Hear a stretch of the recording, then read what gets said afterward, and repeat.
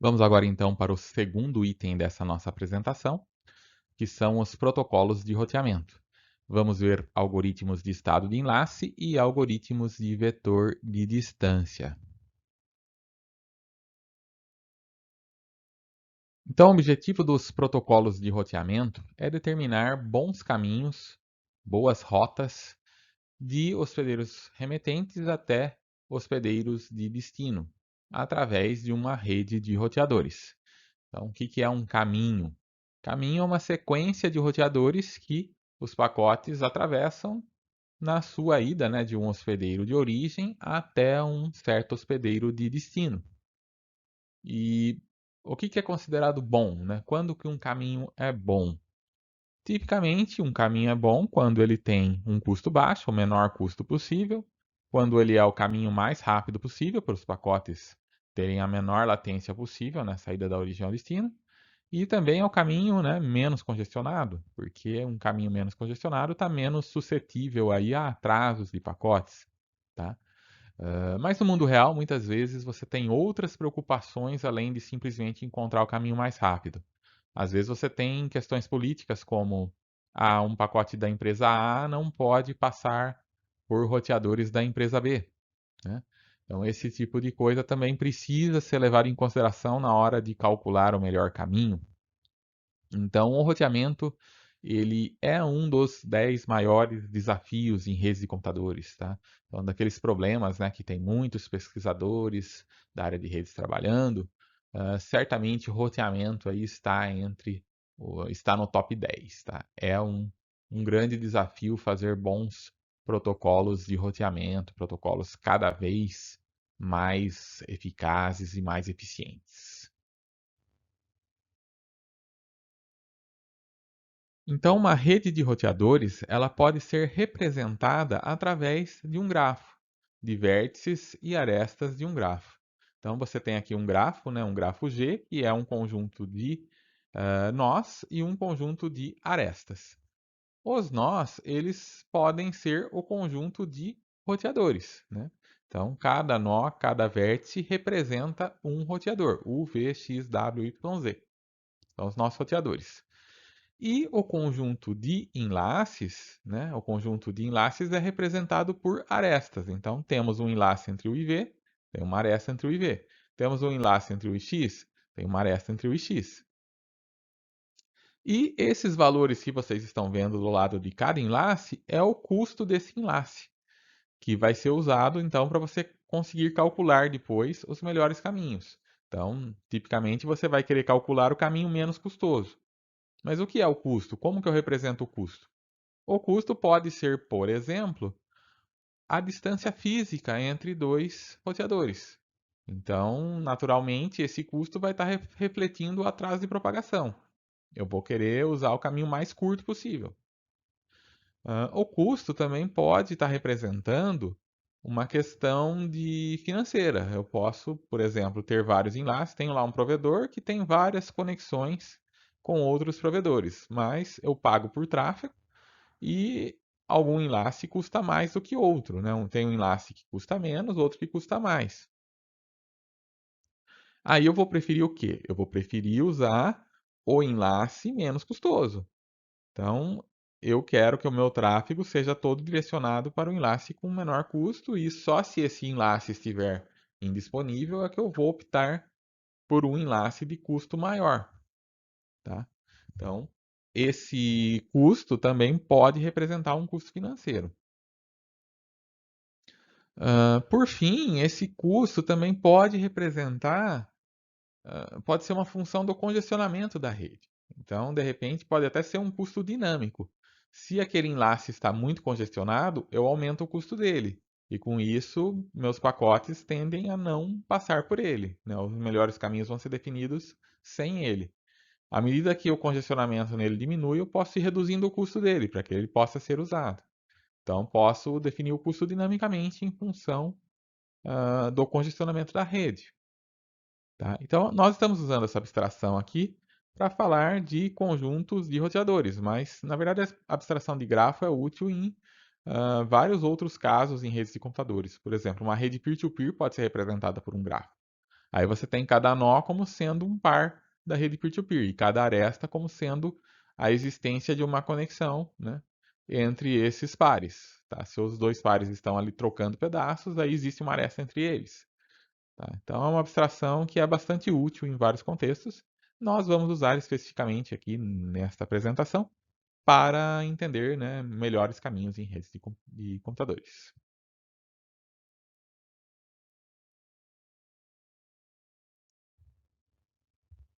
E esses algoritmos, então, de roteamento, eles podem ser classificados, né? Então, uma das formas de você classificar algoritmos de roteamento é com questão a informação ser global ou descentralizada. Então, na informação global, todos os roteadores têm a topologia completa, têm as informações de custo do enlace, e a gente chama esses algoritmos, então, de algoritmos de estado de enlace. Tá? O que eu fiz ali de exemplo no slide anterior foi exatamente isso. Né? Eu tinha informação completa e calculei, então, a rota de menor custo. Então, são algoritmos de estado de enlace que fazem isso. Tem a informação completa e calculam aí as rotas de maneira independente. Mas também pode ser, você também tem algoritmos que são descentralizados. Nesse caso, o roteador ele conhece os vizinhos que estão fisicamente conectados e conhece o custo de enlace com esses vizinhos. E aí existe um processo iterativo, eles ficam trocando informações, né? Os vizinhos trocam informações e com isso eles conseguem calcular as menores rotas. Esses são algoritmos que são chamados algoritmos de vetor de distâncias. Você também pode classificar algoritmos como estático ou dinâmicos. Estáticos são aqueles que as rotas mudam lentamente ao longo do tempo. Tá? Então, nesse caso, né, as mudanças não são muito constantes.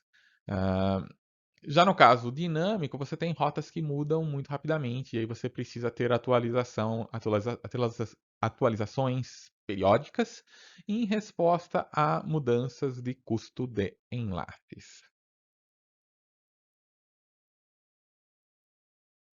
Então vamos ver agora os algoritmos de estado de enlace. Então os algoritmos de roteamento de estado de enlace, tipicamente eles usam o algoritmo de Dijkstra e de modo que a topologia da rede, né, os custos de enlace são conhecidos por todos nós, e isso é realizado então via difusão de estado de enlace.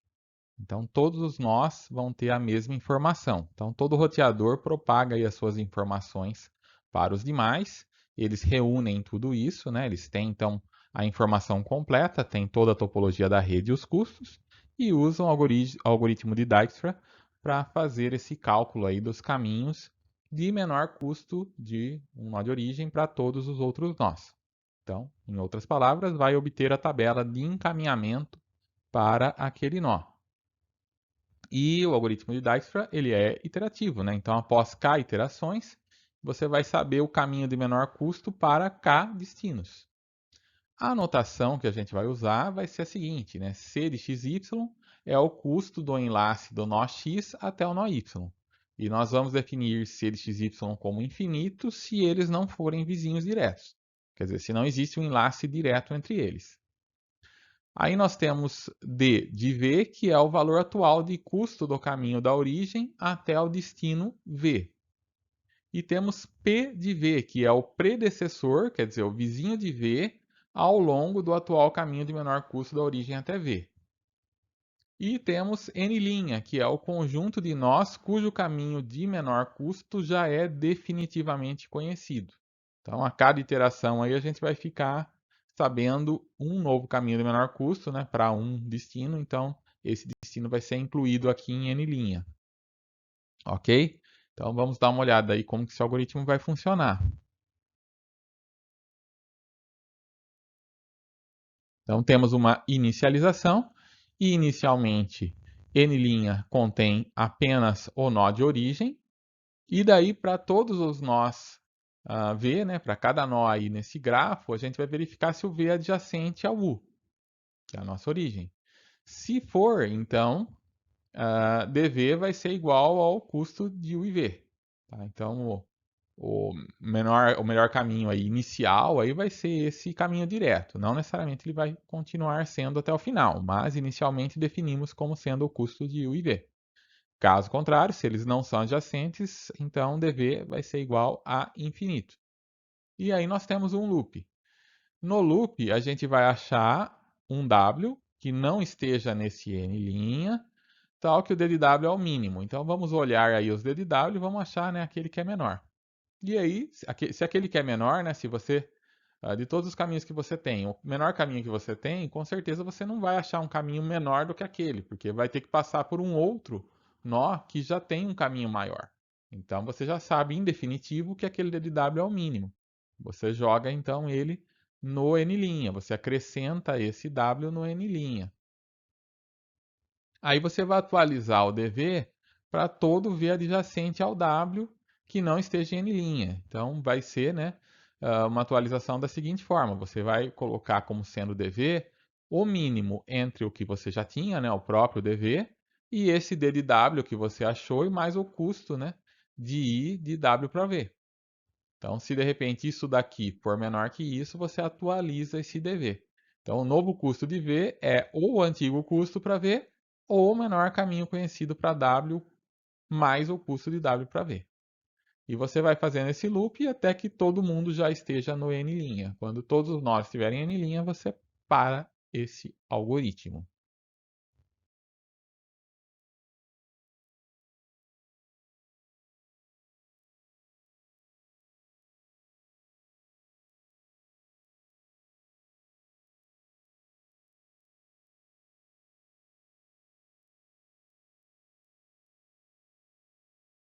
Aqui temos um outro exemplo do uso do algoritmo de Dijkstra.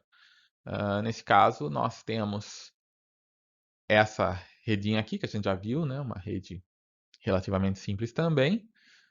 Inicialmente, apenas U em N', e a distância para V, né, com o predecessor V, temos aqui então 2. Para o W temos custo 5. Para o X temos custo 1. E para o Y temos custo infinito, não tem ligação direta. Para o Z temos custo infinito também. Aí eu vou pegar o 1 aqui, que é o menor, né, menor custo, coloco ele em n', e aí vamos ver se x nos revela novos caminhos. De x para v tem custo 2, mas com 3 fica pior que 2. Para w tem custo 3, que com 1 vai ficar 4. Então 4 é melhor que 5, né? Então não vou mais direto de u para w, eu vou via x aqui. Ó. Custo 4, predecessor x. Para y, temos um caminho custo 1 com mais 1, 2. Então, 2 é melhor que infinito, né? Então, temos agora um caminho de custo 2 para y, cujo predecessor é o x. E para z não temos, né? Continua sendo infinito o custo para chegar em z. Quem que vai compor agora o nosso n'? Agora temos o empate. Custo 2 aqui, custo 2 aqui. Como que eu decido? Como eu falei, arbitrariamente. Nesse caso, escolhemos o y. Então, o y foi escolhido, agora vamos ver se y melhora a nossa situação em algum caso. De y para v não tem como, não tem nenhum caminho melhor. Para w, temos um caminho de custo 1, com o custo chegar em y sendo 2, total 3, 3 é melhor que 4. Então, agora temos um caminho melhor para chegar em w. Não é mais o caminho que passava aqui por x, mas o caminho agora via x e y ficou melhor. Tá? Então, custo 3 aqui para esse caminho. E, por fim, para Z, agora nós temos, né, de Y para Z temos custo 2, com mais o custo 2 que nós já tínhamos, temos um total de custo 4, que é melhor que infinito, né? Então, 4 agora com o predecessor sendo Y. Quem vai agora para o nosso N' vai ser o V aqui, que é o menor, né? Então, V vem para cá. E agora de V, melhorou a situação com relação a W? Não, porque aqui tem custo 3, mas aí com o custo de chegar em V sendo 2, vai dar 5, vai piorar. Então, não. E no caso de Z também não. Próximo que vai para N' é W. W foi para N', vamos ver agora de W se tem uma situação melhor para quem, né? Para Z. W para Z já tem custo 5, já é pior que 4, né? Então não. E agora, então, colocamos, né, o último que faltava, z vem para nosso n' e o nosso algoritmo convergiu.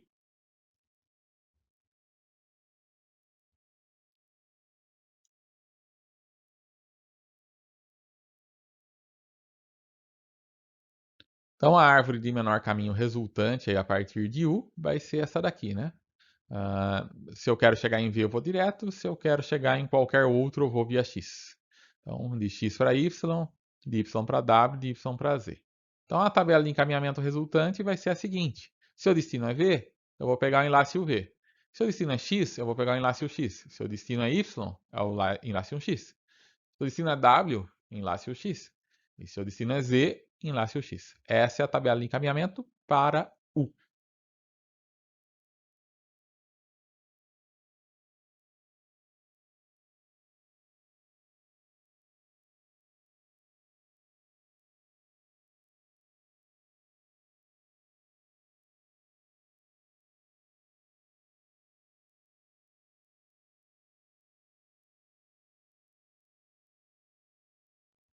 Então, vamos ver aqui um exemplo do algoritmo de Dijkstra funcionando, tá? Então, temos essa redinha aqui, uma rede relativamente simples, né? Onde você tem essa origem, que é o U, e você quer calcular, então, o menor caminho para V, para W, para X, para Y e para Z. Então, inicialmente, nós vamos definir que, né, quem é adjacente a U, né? V. Então, temos um caminho entre U e V com custo 7, onde o predecessor é o U, é o próprio U. Temos um caminho para W com custo 3, onde o predecessor é o próprio U. Temos um caminho para X com custo 5, onde o predecessor é o próprio U. E não temos caminho direto para Y e para Z, não são vizinhos diretos de U. Então, o custo para eles é infinito. Então, agora precisamos escolher alguém para colocar no N'. Quem que vai ser? Vai ser quem tem o menor custo, no caso, o W. Tá? Então, o W agora ele vem aqui para compor o N'. E agora nós precisamos calcular, né, algum custo mudou aqui. Né? Então, vamos ver. Os novos custos vão ser, no caso do W, né, você tinha então um caminho de custo 7, no caso do V. No caso do V, você tinha um caminho de custo 7. Mas agora nós descobrimos que eu consigo, né? Como eu tenho um caminho até W com custo 3, né? E eu tenho um caminho de W para V com custo 3 também, então eu passo a ter um custo 6 aqui para o W, tá? Para o V. Um caminho de custo 6 cujo predecessor é o W. Então compensa, né? Eu, em vez de vir diretamente para V, eu vim para W e depois para V, porque o custo total é 6, e 6 é menor do que 7. Então, consegui um custo menor. Tem mais algum que eu consigo atualizar? Aqui já foi, né? Agora, X. Eu tinha esse caminho para X com custo 5. Via W, eu tenho um caminho com custo 4, né? Mas aí, somando com 3, vai dar 7 e vai ficar pior do que 5. Então, deixa quieto. Para Y, eu tinha um caminho de custo infinito. Agora eu tenho um caminho que tem custo 8, que somando com 3 dá 11. Então, tenho agora um caminho de custo 11 para Y. Melhorou, né? De infinito para 11. Melhorou. O predecessor é W. W não tem conexão com Z, então com Z continuamos não tendo um caminho, né? Até lá. E agora eu preciso colocar alguém no N'. Quem que eu vou pegar? Vou pegar o 5 aqui, que é o menor, né? Então, x passa a compor agora o N'. E vamos ver, então, os caminhos que x abriu para nós aqui. Com relação a v, não tem um caminho de x para v, né? Então, mantém como está. Com relação a y, temos um caminho com custo 7. Mas, para chegar em x tem custo 5. 7 com 5 é 12. 12 é pior do que 11. Então, não vamos usar esse caminho. Vamos manter o 11. E para z? Para z tínhamos um caminho que era infinito. Agora temos um caminho de x para z com custo 9, que somando aqui com o 5 do custo de x, né, de u para x, então passamos a ter agora um caminho de custo 14. 14 aqui é o custo para se chegar de u até z, então, com o predecessor sendo o x. Precisamos pegar alguém para compor agora o n'. Vamos pegar o v. que tem o custo 6. Então, V agora está no N'. E vamos ver se V tem algum caminho melhor para Y. De V para Y tem um custo 4 aqui, com mais 6 para chegar em V, né? Então dá 10. 10 é melhor que 11. Então temos agora um novo caminho. 10, cujo predecessor é V. E para Z? Para Z não tem caminho, né? De V para Z não temos um caminho direto, então não vamos atualizar. Vamos agora incluir no N' o Y. Y agora vai para o N'. E vamos ver, de Y para Z temos um caminho com custo 2. Para chegar em Y tem custo 10. Então, total 12. 12 é melhor que 14. Então, agora mudamos aqui a nossa rota para chegar em Z. Temos uma rota com custo 12, cujo predecessor é o Y. E, por fim, né, o Z agora foi para o N' e o algoritmo convergiu. Né? Não temos mais ninguém que não está no N', então o algoritmo para aqui. Então, agora podemos traçar a nossa rota. Né? Então, basicamente, quando eu quero ir para X, eu vou direto. Quando eu quero ir para W, eu vou direto. E para os outros caminhos, V, Y e Z, eu vou através de W. Tá? Então, a minha tabela de encaminhamento para U vai ficar relativamente simples. Né? Ela tem dois caminhos só. Né? Um que vai para X direto e outro que vai para W. Então, o que é para X vai para X direto, todo o resto vai para W. Então, a construção da árvore de caminhos você faz rastreando os nossos predecessores, né? Então, para saber como que eu vou chegar em V, eu olho aqui, né? Eu vou chegar via W. E para chegar em W, eu vou direto. Para chegar em X, eu vou via U, direto. Para chegar em V, para chegar em Y, eu vou via V. E para chegar em Z, eu vou via Y. Então, é só você rastrear esses predecessores que você consegue construir a árvore. Pode existir empate? Pode existir empate, e nesse caso você tem que decidir arbitrariamente, tá? Não tem muita importância. Então, com relação à complexidade desse algoritmo de Dijkstra, nós temos que, para n nós, cada iteração precisa checar todos os nós W que não estão no n'. Isso vai nos dar um total de n vezes n mais 1, dividido por duas comparações. E isso nos dá uma complexidade, uma ordem de complexidade computacional quadrática, né? N ao quadrado aqui. Mas isso é o caso de uma implementação que não é a mais eficiente possível. Você consegue fazer implementações mais eficientes usando uma estrutura de dados, né? Usando o HIP. E aí você consegue baixar essa ordem de complexidade computacional para n log de n. Então, n logarítmico é melhor do que quadrático.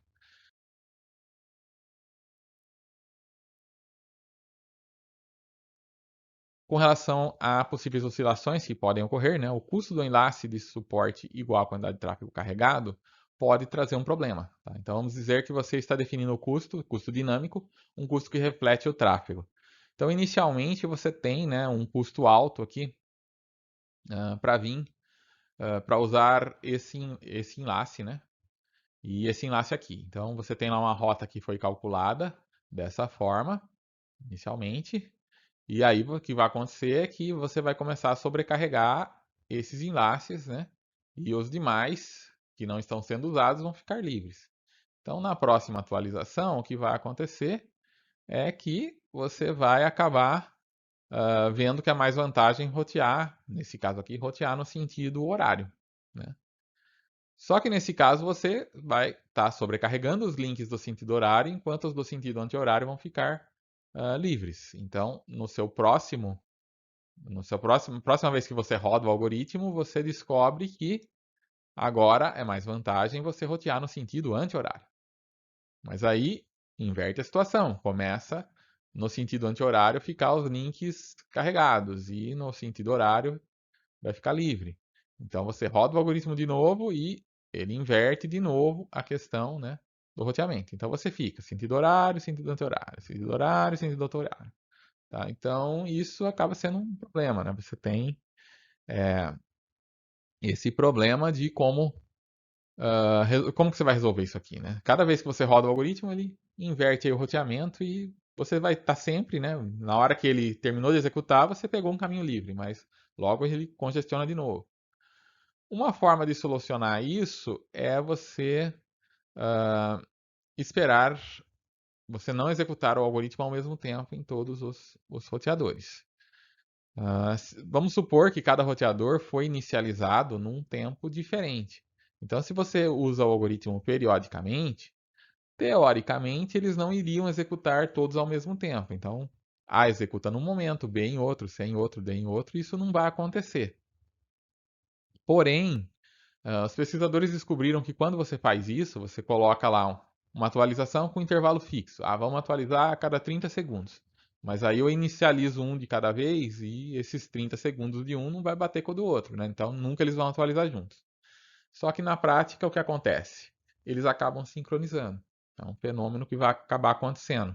Como eles trocam informações, né, e eles dependem dessas informações de mudança de estado para poder fazer as suas atualizações, então eles vão acabar sincronizando automaticamente. Então não adianta simplesmente inicializá-los em intervalos aleatórios aí. Você precisa que as atualizações ocorram em intervalos aleatórios. Aí sim você consegue minimizar esse efeito aí, né, de ficar roteando, mudando a rota toda hora, né, porque quando a rota muda, acaba que aumenta o tráfego no sentido daquela rota, né? Então, você consegue mitigar, mas ainda assim, né, não é uma solução perfeita, tá? Por isso que muitas vezes não se considera o tráfego, né, na hora de escolher melhores rotas, porque o tráfego acaba sendo algo dinâmico que você acaba influenciando aí com as próprias escolhas de rota, ok? Então, já vimos os algoritmos de estado e enlace, vamos falar agora sobre os algoritmos de vetor de distância. O algoritmo de vetor de distância utiliza a equação de Bellman-Ford.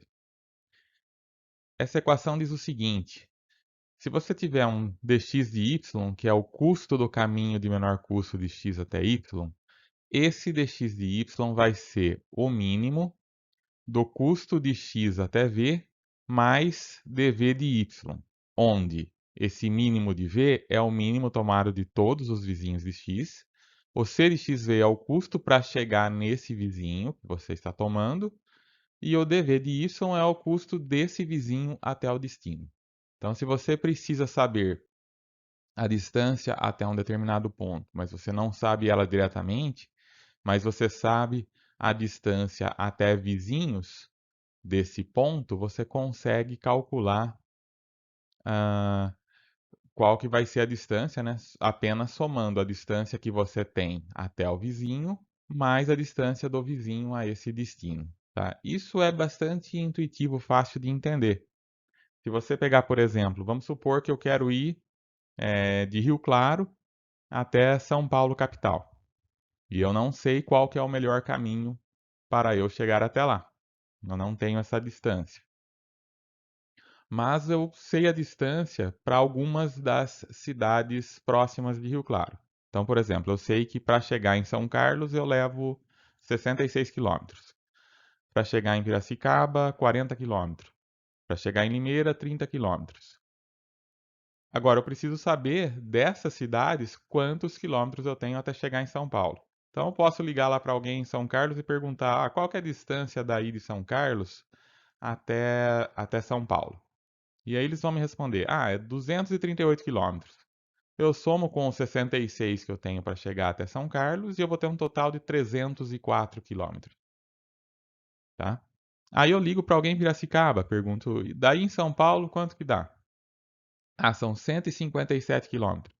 Somo com os 40 que eu tenho para chegar até Piracicaba e isso vai me dar 197 quilômetros.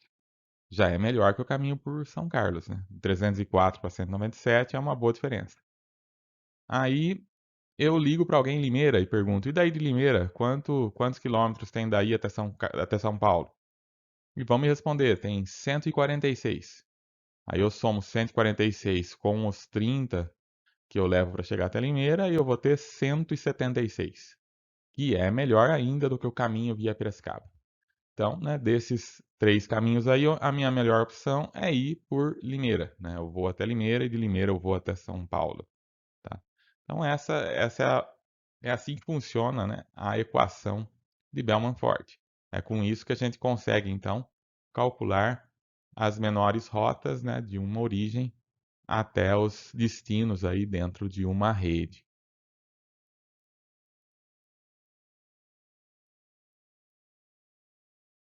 Então, aqui temos um exemplo do uso da equação de Bellman-Ford, onde vocês têm, né, é aquele gráfico que a gente já viu, né, aquele mesmo gráfico. E aí você tem, então, né, que claramente, né, a distância de V para Z vai ser 5, né? De V para Z é 5. Por quê, né? Vamos analisar aqui, olha. 2, 1, 2, não. 2, 1, 2, isso, né? 2, 1, 2, 5, tá? Então, aqui dV 5. dxz, 3. X para Z, por aqui, 3. E dwz é 3, por aqui, né? dwz, 3. Então, se eu preciso saber de U para Z qual que é o meu melhor caminho, eu posso testar então com os vizinhos de U. V é vizinho de U, X é vizinho de U, W é vizinho de U. Eu vou testar então com eles, né? Fazer a equação de Bellman-Ford com eles, tá? Então, a D de UZ vai ser o mínimo do custo entre U e V, que é 2, mais o custo de DVZ, que a gente já viu que é 5, tá? 2 mais 5. Ou eu posso ir por x, custo 1 para chegar em x, mais o custo de x para chegar em z, que é, no caso aqui, é 3, né? Então, 1 mais 3. E a terceira alternativa é via w, né? 5. E depois de w para z, eu tenho 3, né? Para um total de 8. Então, eu tenho 7 aqui, 4 e 8. E eu vou achar o mínimo disso, que no caso é o 4. Então, agora eu já sei que o meu melhor caminho para chegar em z é através do x, né? Então, é o x, y, z. Caminho de 4 elementos, tá? Então, eu consegui calcular isso a partir do que eu já sabia, o que os meus vizinhos informaram, tá? Os meus vizinhos informaram essas distâncias, e eu sei o custo do meu ponto até cada um desses vizinhos. Então, automaticamente eu consigo calcular qual que é o melhor caminho, né? Qual vizinho eu devo tomar para chegar com o menor custo aqui em Z, tá? Então, o nó que alcança o mínimo é o próximo salto no caminho mais curto que vai ser usado na tabela de encaminhamento. Então, na tabela de encaminhamento, eu vou colocar lá que se eu quiser chegar em Z, eu devo fazê-lo via X. Então, a ideia-chave por trás do algoritmo de vetor de distância é a seguinte: de tempos em tempos, cada nó da rede vai enviar o seu vetor de distância estimado, o dV, para os seus vizinhos. E quando um determinado nó x recebe um novo dV estimado de um vizinho, ele vai atualizar o próprio vetor estimado dele usando a equação de Bellman-Ford. Tá? Ele vai aplicar a equação para ver se de repente mudou algum caminho mínimo aí. E sob condições naturais, a estimativa aí do dxy vai converger para o custo mínimo real, né, do dx de y. O interessante desse algoritmo é que ele para sozinho, tá? Você não precisa dizer explicitamente em que momento ele deve parar, porque cada nó fica observando, né, os seus próprios custos. Quando ele percebe alguma mudança, ele gera uma atualização na sua tabela e envia essa tabela para os vizinhos. Quando os vizinhos recebem uma tabela nova, ou quando ele recebe uma tabela nova, quando qualquer nó recebe uma tabela nova, ele atualiza o seu vetor de distância e envia para os vizinhos. E isso vai sendo feito, então, iterativamente. Iterativamente, todos os custos aí de todos os nós da rede vão ser atualizados, tá? Usando aí a equação de Bellman-Ford e fazendo o envio das atualizações. Vai chegar um momento que, né, isso vai se estabilizar e aí ninguém mais vai estar enviando atualizações e o algoritmo para. O algoritmo só vai reiniciar se algum custo mudar, né? Algum link de repente deixa de existir ou depende do que você está usando para medir custo, né? Então, se um link cai ou se um link de repente fica muito lento, alguma coisa do tipo, isso vai gerar uma mudança que vai gerar novas tabelas aí, né? Novos vetores de distância estimados que vão ser então distribuídos e o algoritmo volta ativa. Mas sempre que isso se estabiliza, ele para automaticamente e fica tudo certo. Tá? Então, é um cálculo que é feito de maneira iterativa e distribuída.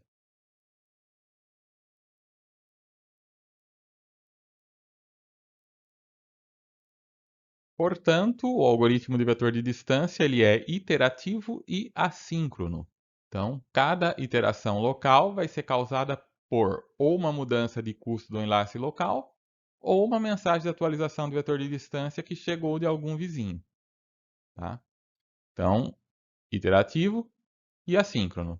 Também é distribuído. Cada nó notifica os seus vizinhos somente quando o seu vetor de distância muda. Se ocorreu alguma mudança que não alterou o vetor de distância, ou se ele recebeu uma atualização de vizinho que não alterou os seus próprios vetores de distância, ele não precisa notificar. Então a notificação só é enviada quando necessário.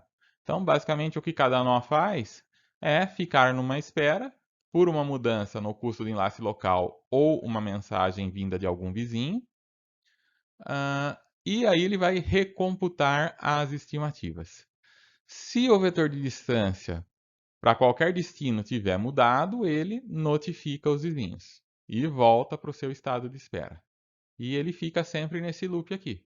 Tá? Então, na maior parte do tempo, ele vai ficar em espera. Né? Quando ocorre alguma mudança, ele faz o recômputo e faz as notificações. E isso pode ter algumas iterações aqui até que as distâncias estimadas convirjam aí para a distância real. Mas quando ocorre essa convergência, aí ele vai parar novamente e vai ficar esperando mais uma vez.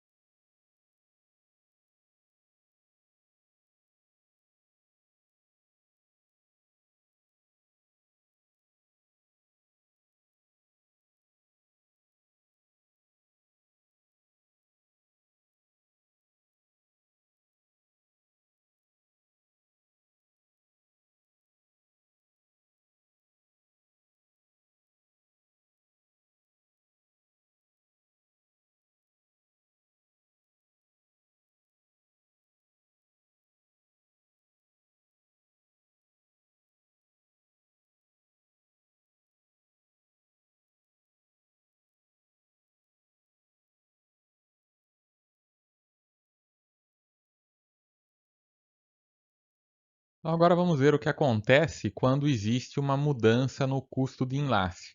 Tá? Vamos supor que, de repente, esse enlace aqui de x para y, que tinha um custo 4, passou a ter um custo 1. Então, o nó vai detectar a mudança de custo do enlace local, vai atualizar essa informação de roteamento e vai recalcular o vetor de distância dele. Se esse vetor de distância mudar, ele vai notificar os seus vizinhos, tá? E aí acontece um fenômeno que é o de que as boas notícias viajam rápido, tá? Então, no tempo zero, o y detecta a mudança no custo do enlace, atualiza o seu vetor de distância e informa seus vizinhos, tá? Então, y percebeu aqui que ele tem um novo caminho agora, que o seu caminho de y para x agora tem custo 1, então ele vai avisar z, olha, tem um caminho agora com custo 1 aqui para x.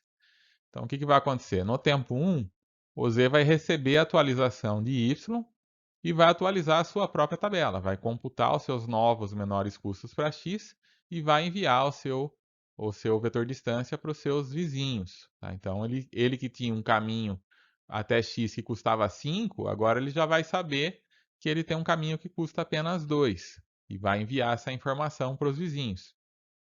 O y vai receber essa atualização de z, vai atualizar a sua tabela de distâncias, mas não muda nada no menor custo dele, né? Porque agora z vai informar para x, olha, eu tenho um caminho de custo 2, mas esse caminho de custo 2, né, que passa pelo próprio y, é mais custoso do que o caminho direto aqui de y, que tem custo 1. Então, nesse caso, não vai mudar, né? O y vai receber esse novo vetor de distância, mas não vai mandar nada, né? Não vai mudar nada para ele, então ele não precisa enviar uma nova mensagem para z. Então, você vê aí que em 2 instantes de tempo, né? 2 instantes de tempo após a mudança, já resolveu o problema, já teve uma nova convergência, né? E os dois nós aí já têm as suas novas tabelas definitivas aí, né? Novas tabelas reais, né? Não estimadas mais, né? Mas uma estimada que corresponde à real. Enfim, é um caso em que as boas notícias viajaram bastante rápido, né? Em 2 iterações aqui já está tudo resolvido. Se por um lado as boas notícias viajam rápido nesse tipo de algoritmo, o problema é que as más notícias viajam devagar. A gente tem um problema que chama problema de contagem ao infinito. O que acontece? Vamos supor que você tem essa rede aqui, né? Você tem um custo 50 de x para z ou de z para x, 1 de y para z e de z para y, e você tinha um custo de 4 de x para y ou de y para x, mas de repente esse custo de 4 aumentou para 60. Então, o que vai acontecer? Num primeiro momento, né, z está roteando para x através de y, tá? Com um custo 5. E ele está informando para y que ele tem um caminho de custo 5 para chegar em x. Então, a partir do momento que y percebe que ele tem um custo 60 agora direto para x, ele vai achar que é uma melhor ideia ele enviar os pacotes para x através de z, porque z tem um pacote, tem um custo de apenas 5, né? Com mais um aqui, ele vai ter um custo 6. O que ele não sabe é que esse caminho de custo 5 que o z estava enviando para ele, na verdade, passa por ele mesmo, né? Então ele acha que ele tem um caminho agora de custo 6, né, que seria 1 mais 5, mas na verdade ele tem um caminho de custo 61, é que ele não percebeu ainda. No momento em que ele atualiza esse custo então para 6 via z, ele envia a tabela dele para z. Z então vai perceber que o seu custo 5, né, que era 1 mais 4, agora vai ser um custo 7, 1 mais 6. Então agora z tem um custo 7 e vai informar isso para y. Y vai então atualizar sua tabela e vai passar a ter um custo 8, vai enviar para z que vai aumentar para 9, y aumenta para 10, z para 11. Quanto tempo vai demorar até eles perceberem, né, que esse caminho não é mais vantajoso, né? Esse caminho de y de z passando por y não é mais vantajoso, e de y passando por z, y vai passar por z, na verdade, mas z vai ter que enviar, né, direto para x. Então, na verdade, z é que precisa perceber, né, que não é mais vantajoso enviar para y, mas isso vai levar 44 iterações. Por quê? Porque eles vão atualizando uma por vez, né? Então, y informa para z, z conta mais um e aumenta aqui para y, envia para y, e assim vai. Então, esse é o problema que a gente chama de contagem infinito. Então, vão ser 44 iterações antes que esse algoritmo estabilize, né, e perceba, né, em algum momento que é mais vantajoso que y envie para z e z envie via x, porque tem um custo 50 que é menor que o 60 aqui. Tá? Então, esse é um dos problemas desse tipo de algoritmo. As más notícias vão viajar devagar, vão exigir muitas iterações aí até que todos percebam que aquele caminho não é mais vantajoso. Uma forma de mitigar esse problema é você usar o reverso envenenado. Essa é uma estratégia que faz o seguinte: se o z roteia através de y para chegar em x, como era o caso aqui, né? Ele roteava para x com um caminho via y com um caminho de tamanho 5, ele não anuncia essa rota para y. Tá? A rota dele para x passa por y, então que ele simplesmente não anuncia isso para y, porque né, y vai tentar passar por ele, ele vai ter que mandar, se o y mandar um pacote para ele, ele vai ter que devolver para y, né? Então não é vantajoso. Ele não faz esse anúncio. Então, se acontecer esse tipo de problema, né, ele manda um 60, esse 4 vira um 60, o Y não vai tentar enviar via Z porque tem um caminho de custo menor. Ele vai simplesmente assumir esse custo de 60 aqui e vai, né, informar isso para Z. No momento que ele informa para Z que o custo dele para X agora é 60, aí Z troca a sua rota, passa a rotear por aqui, e aí sim ele anuncia essa rota de tamanho 50 para Y, e Y vai então rotear via Z um caminho de tamanho 51. Tá? Então, o reverso envenenado resolve este problema aqui. Né? Você não precisa mais ficar, né, fazendo aquele ping-pong aqui até que eles percebam que não é mais vantajoso rotear por aqui. Já resolve isso com apenas duas iterações aí. Porém, isso não resolve, né? Isso resolve completamente o problema de contagem infinito? A resposta aqui é não. Por quê? Porque se acontecer um loop aqui é um loop de dois nós, mas se fosse um loop de três nós ou mais, aí o reverso envenenado já não resolveria. Então, assim, ele reduz o problema, né, mas não resolve completamente. Então, vamos comparar os algoritmos de estado de enlace e de vetor de distância, primeiramente com relação à complexidade de mensagens. Os algoritmos de estado de enlace, com n nós e e enlaces, eles vão ter da ordem de n vezes e mensagens enviadas, tá? Então é algo que, né, é constante, a gente consegue prever. Já nos algoritmos de vetor de distância, a troca ocorre só entre vizinhos e o tempo de convergência pode variar, né? Às vezes um vetor que é enviado ali não causa nenhuma mudança e a convergência é rápida ou causa pouca mudança, e às vezes eles podem ficar lá um bom tempo trocando vetores até convergir. Com relação à velocidade de convergência, o algoritmo de estado de enlace, ele tem da ordem de n ao quadrado aí, né? E ele requer da ordem de n vezes e mensagens e pode ter algumas oscilações. Já o de vetor de distância, o tempo de convergência varia bastante, né? E pode acontecer ele estar roteando em loop, e pode ter aquele problema de contágio infinito, né? Então, esses talvez sejam os principais problemas aqui com relação à velocidade de convergência. Um aumento de custo que faz com que ele tenha o problema da contágio infinito, e enquanto ele não resolve esse problema, né, o roteamento fica em loop, né? Porque, né, digamos, x está enviando para y e y devolve para x, achando que o caminho de x é o melhor, né? Se esse loop, claro, o reverso envenenado resolve isso parcialmente, mas se forem três aí elementos que estão nesse loop, né?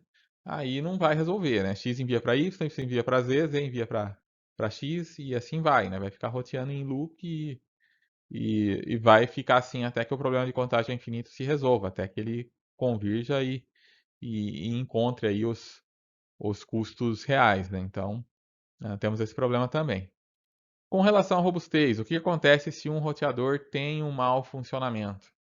No algoritmo de estado de enlace, em ambos os casos vai dar problema, claro. Mas no algoritmo de estado de enlace, os nós podem anunciar um custo incorreto, mas como cada nó computa a sua própria tabela, então isso pode assim não ser tão grave, tá? É independente, né, o cálculo de cada elemento. Então, assim, um roteador lá que ficou maluco, ele vai enviar lá um custo errado e de repente isso pode causar problemas nas tabelas de alguns roteadores. Mas como o cálculo é individual, esse problema tende a ser menor do que no caso do vetor de distância, onde se um nó anuncia um custo de caminho incorreto, cada tabela de nó usada, cada tabela vai ser usada aí, né, por outros, né? E esses erros vão se propagando. Então, um determinado nó que enviou lá um custo errado, ele passa para os seus vizinhos passam para os vizinhos deles e assim vai se propagando e de repente, né, isso pode se tornar um problema bem mais sério. Já aconteceu lá na década de 90, um roteador de um provedor pequeno começou a anunciar lá uma rota, deu um certo problema e começou a anunciar uma rota mas com um custo muito menor do que ele realmente tinha. E aí todos os vários roteadores na internet começaram a encaminhar tráfego para ele. E ele ficou sobrecarregado e começou a perder, né, naturalmente, uma série de pacotes e isso deixou a internet parcialmente aí sem estar funcional, né? Vários usuários ficaram com a internet sem funcionar adequadamente por causa desse problema, até resolver esse problema que foi causado aí, né? Porque o BGP, né, que é o protocolo usado entre aí os diferentes provedores, ele usa um sistema de vetor de distância.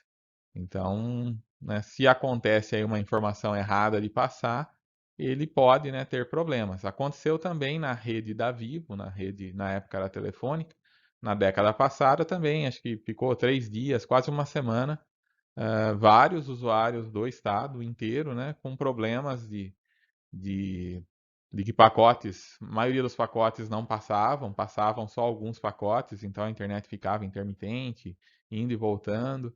E depois acabaram descobrindo que era lá um roteador da própria rede deles que estava com problema, estava anunciando rotas erradas e isso causava esses problemas intermitentes, né? Isso que é o pior tipo de problema para você resolver numa rede, porque se o roteador simplesmente pifa e desliga, né, você rapidamente, né, as rotas que passam por ele vão ser desviadas para outros locais e o administrador vai perceber o problema e vai poder trocar aquele roteador.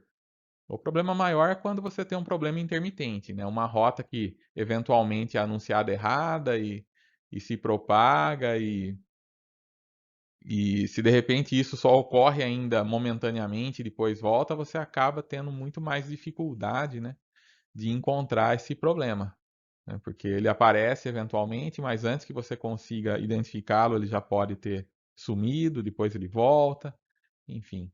Ambos os algoritmos estão sujeitos, é claro, a esse tipo de problema, e é o tipo de problema aí mais complicado de resolver, né? Mais difícil de você isolar ali qual que é o roteador que está com defeito e fazer a correção, fazer a substituição quando é o caso.